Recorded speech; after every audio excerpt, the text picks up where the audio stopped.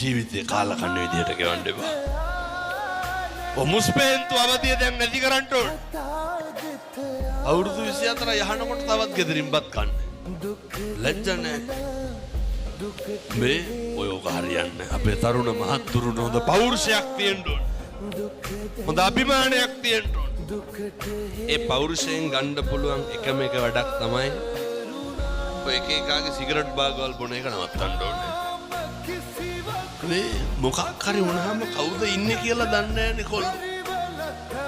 කවුද ඉන්නේ? අම්මයි තාත්තයි විතරයි.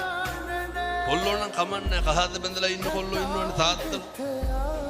මේ මස් කිලෝ එකක් ගෙදර රන් ගියපු කාලයක් නේ. අවුරුද්දන් තිබෙට කියනවා 30000කට වැඩි යනවලු බඩු කට්ටලේ ගන්න ළමයා. අර බීබු සිගරට් ගොඩ එක්ක අහු කරුවා. එක සිගරට් එකකට පිටර ගෙඩි 4ක් විතර ගත්ත හිරරන් ගින් කෑවනම් මොකද වෙන්නේ? කොල්ලොන්ගේ ඇඟවල් බලන්න කෝටු කෑලි වගේ ගැහුවොත් එහෙම දෙකට ගන්නවා. ඒ පණ නැහැ දැන් ඉන්න ළමයි. මතක තියාගන්න. උන්ගේ හකු පුරවලා දුම්කල කුඩු තියා ගන්නවා. මේවා මේ අපේ තරුණය පුතේ නවත්තන්න ඕනේ. මොකටද? මේවා කරන්නේ පහත් මානසිකත්වයක් තියෙන උදවි අපිට එහෙම නැහැ. අපි සම්පෝෂිත වෙලා ඉන්න ඕන. අපිට ගෙයක් දොරක් තියෙන්න ඕන.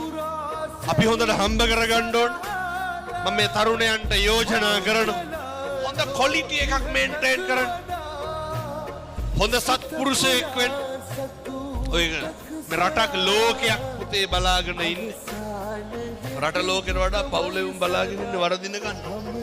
කාබාසිය වෙලා යනකම් පවුලේ මිනිස්සු බලාගෙන ඉන්නේ.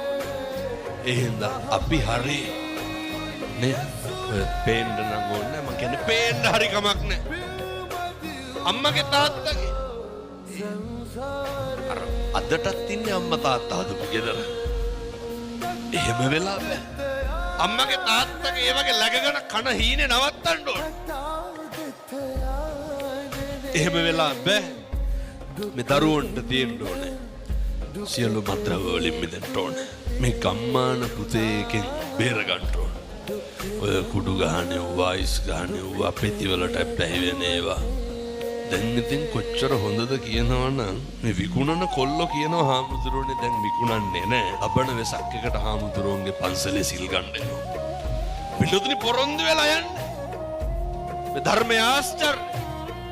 එනිසා මේ තරුණ මහත්තුරු සියලු දෙනාම ඔය එක එක මත්ද්‍රව්‍යනේ හරි දුකයි මේ කොල්ලෝ දිහා බලනකොට. අඳින්න ඩෙනිමක් නැහැ.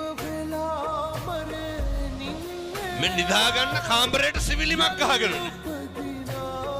අපේ තරුණයෝ දියුණු වෙන්න ඕනේ. ජාති ආගම් ભેදකින් තොරව. පුතේ හොඳට සල්ලි හම්බ කරන්න. හොඳට මහන්සි වෙන්න. අම්මගේ තාත්තගේ යුතුයකම් ටික කරන්න ඕනේ.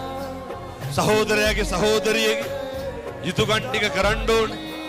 සම්බුද්ධ ශාසනය වෙනුවෙන් කැප වෙන්න ඕනේ. ජීවිතේ අධිෂ්ඨාන කරගන්න අම්මට තාත්තට ආයේ දුකක් දෙන්නේ නැහැ. ගමට සමාජයට බරක් වෙන්නේ නැහැ. කවදාවත් පොලිසිය කියන වැඩක් නම් කරන්නේ නැහැ කියලා පොරොන්දු වෙන්න. හොඳට හම්බ කරන්න. හොඳට මහන්සි වෙන්න. උතුම් වූ දළදා හාමුදුරුවන්ගේ ආනුභාවයෙන් අපේ තරුණ මහත්තුරුන්ගේ ජීවිත ඒකාලෝක වේවා. සම්බුද්ධ ශාසනයේ චිරස්ථිතිය වෙනුවෙන් තරුණ මහත්තුරුන්ට කටයුතු කරන්න අවශ්‍ය ශක්තිය ධෛර්යය ලැබේවා. සාදු කියලා ප්‍රාර්ථනා කරන්න.